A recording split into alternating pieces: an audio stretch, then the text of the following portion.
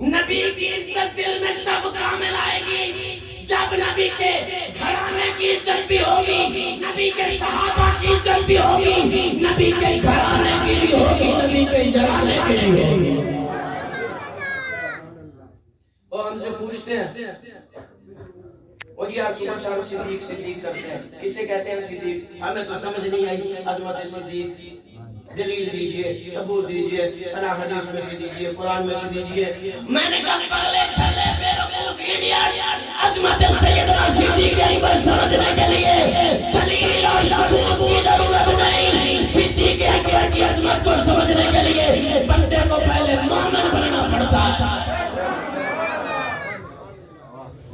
اہمیں سمجھ آئے گی شان سیدنا صدیق اکبر، پہلے ایمان لاؤ سینوں میں، پھر شان سیدنا صدیق اکبر سمجھ آئے گی۔ ہم مستی ہیں جیسے تمام نبیوں میں میرے نبی جیسا کوئی نہیں، ویسے تمام صحابہ میں سیدنا صدیق اکبر جیسا کوئی نہیں۔ معراج کی رات، اب مجھے نہیں پتا کون یہاں تک پہنچے گا، میں تو بہت اختصار کے ساتھ بات کرنے کا عادی ہوں، اتنا دور نہیں دیا کرتا میں بات کو۔ معراج کی رات اللہ نے مصلی امامت دیا ہمارے نبی کو۔ آپ سبھی بتائیں گے معراج کی رات آدم علیہ السلام سے لے کے مسجد اقصی میں آدم علیہ السلام سے لے کے حضرت عیسیٰ علیہ السلام تک سارے نبی آئے تھے؟ بولو آئے تھے؟ روحیں آئی تھی یا جسموں کے ساتھ آئے تھے؟ جسموں کے ساتھ۔ ہم کہتے ہیں ادھر بڑا رولا پڑا ہوا ہے جی، نبی زندہ نہیں ہوتے، رولا پڑا ہوا پاکستان میں۔ اچھا مصلی امامت پر زندہ نہیں تو پھر آئے کیسے؟ آئے تو پھر زندہ ہے، مقتدی زندہ ہے تو امام زندہ ہے۔ چلو خیر، مصلی امامت پر حضور کو کھڑا کر کے اللہ نے انعام دیا امام الانبیاء کا۔ اب ادھر صحابہ کی جماعت میں حضور نے مصلی امامت پر تمام صحابہ میں سے صدیق کو کھڑا کر کے انعام دیا امام الصحابہ کا۔ اور میں پیارے، میں ہوں امام الانبیاء، نبیوں میں میرے جیسا نبی کوئی نہیں، اسی لیے مصلی امامت پہ رب نے مجھے کھڑا کیا، اور صحابہ میں سے صدیق اکبر جیسا کوئی نہیں، اس لیے مصلی امامت پہ حضور نے حضرت ابو بکر صدیق کو کھڑا کیا۔ اور پھر پوچھتا ہے صدیق کسے کہتے ہیں؟ میں نے کہا جا میں بتاؤں صدیق کسے کہتے ہیں؟ نبی کی حیات میں، حضور کی حیات میں، حضور کے مصلی پر جو 17 نمازیں پڑھائے اسے ابو بکر کہتے ہیں۔ حضور کی حیات میں حضور کے مصلی پہ جو 17 نمازیں پڑھائے اسے ابو بکر کہتے ہیں۔ تو پھر پوچھتا ہے ابو بکر کسے کہتے ہیں؟ میں نے کہا حضور اپنی حیات میں جسے حج کا امیر مقرر کرے اور حضرت علی جن کی امارت میں حج ادا کرے اسے ابو بکر کہتے ہیں۔ تو پھر پوچھتا ہے ابو بکر کسے کہتے ہیں؟ میں نے کہا اللہ جس کے ایمان کی ضمانت دے اسے ابو بکر کہتے ہیں۔ تو پھر پوچھتا ہے ابو بکر کسے کہتے ہیں؟ میں نے کہا اللہ جس کے ایمان کی مثال دے اسے ابو بکر کہتے ہیں۔ تو پھر پوچھتا ہے ابو بکر کسے کہتے ہیں؟ میں نے کہا اللہ جسے صدیق کہے اسے ابو بکر کہتے ہیں۔ تو پھر پوچھتا ہے ابو بکر کسے کہتے ہیں؟ میں نے کہا اللہ جسے مصطفیٰ کا صحابی کہے اسے ابو بکر کہتے ہیں۔ تو پھر پوچھتا ہے ابو بکر کسے کہتے ہیں؟ میں نے کہا مصطفیٰ کے پہلے صحابی کو ابو بکر کہتے ہیں۔ تو پھر پوچھتا ہے ابو بکر کسے کہتے ہیں؟ میں نے کہا سب سے پہلے کلمہ پڑھنے والے کو ابو بکر کہتے ہیں۔ تو پھر پوچھتا ہے ابو بکر کسے کہتے ہیں؟ میں نے کہا جو کلمہ پڑھنے کے بعد شراب محمد پہ شائع نہ کرے اسے ابو بکر کہتے ہیں۔ تو پھر سوال کرتا ہے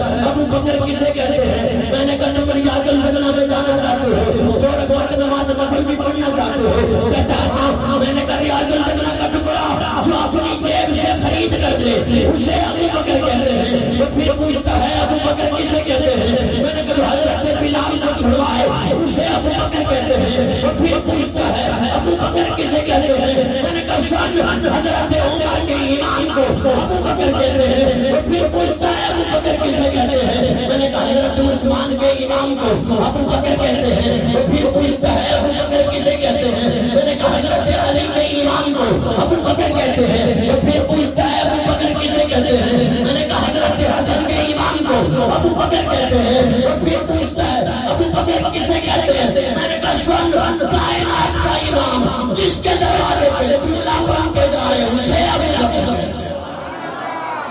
نعرہ تکبیر، نعرہ تکبیر، نعرہ سیدنا صدیق اکبر. نعرہ لگاؤ جو توحیدیوں کے مجمع میں بیٹھے ہو. لگاتا تھا جب نعرہ، لگاتا تھا جب نعرہ تو خیبر کانپ جاتا تھا.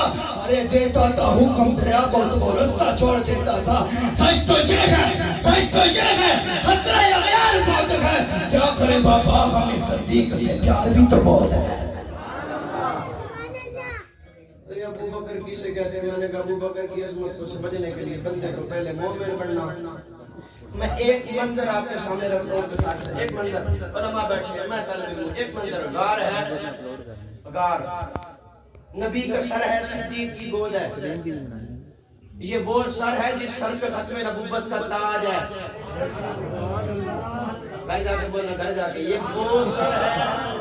نبی نو تاج پہنایا گیا ختم نبوت دا ہے. مالک تاجدار انبیاء ختم نبوت دا. عقیدہ پکر ٹھکائے میرا ختم نبوت دا. محمد پاک دا نوکر کسے سونے دا کھانا نہیں. ترانا نچ کے بچ کے تو سنا ختم نبوت دا. جے نوکر ہے ڈھے حق بھی ادا کر نوکری دا تو. جے مومن ہے ڈھے لا نارا ختم نبوت دا. تاجدار ختم نبوت دا. ختم نبوت زندہ باد، تاجدار ختم نبوت زندہ باد. یہ وہ سر صدیق کی گود میں جس سر پہ ختم نبوت کا تاج ہے. حضرت صاحب بندے جو غیرت ہوئے تھے نہیں کافی ہوتے واسطے جڑا ہوئے بھی غیرت سنی ہوتا ہے غیرت مند. اسا پکے ٹھکے سنیاں ساڈے دل وچ کوئی خرابی نہیں. بے ادبی کرے جو ولیاں دی اسا او بدماش شرابی نہیں. بے عیب اندر جڑا عیب لبے اس کیڑے او کتابی نہیں. جڑی ہر تالے نوں لگ جاوے اسی او شیطان دی چابی. میں بڑی پیاری بات کرنے لگا ہوں، عقیدے کی بات، بڑی پیاری بات کرنے لگا ہوں. تمہارے عقیدے کی بات ہے، سفر پورا ہو جائے گا میرا بھی اور آپ کا بھی. نبی کا سر صدیق کی گود، پیر رکھا حضرت سیدنا صدیق اکبر نے سوراخ پر. کتابوں میں لکھا ہے پیر رکھا، پیر. اب بعض روایات میں آیا کہ سانپ تھا جس نے ڈسا، بعض میں آیا بچھو تھا. سانپ تھا حضرت صاحب، سانپ تھا یا بچھو تھا، سانپ تھا بچھو تھا، سانپ تھا بچھو تھا، جو بھی تھا معذرت کے ساتھ تھا کالا. جو بھی تھا کالا. اب صدیق نے کسی کالے کو نبی تک نہیں آنے دیا. اب اتنا کوڈ ورڈ تو سمجھ لیا کرے اللہ کے نام پہ. صدیق نے کسی کالے کو نبی تک نہیں آنے دیا.